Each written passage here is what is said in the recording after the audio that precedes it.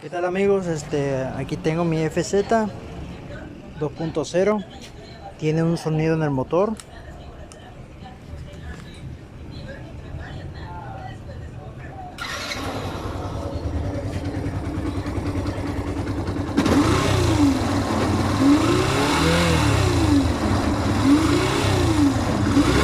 Ese sonido que suena como tipo avispa se debe al estator.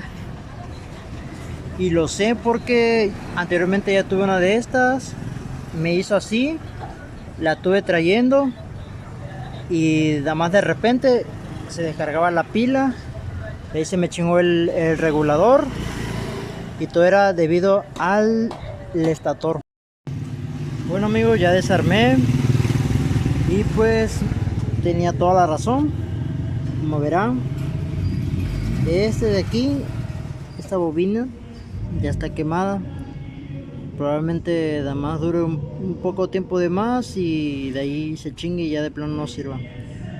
Lo recomendable es cambiarla por completo, porque si no también se va a chingar el regulador.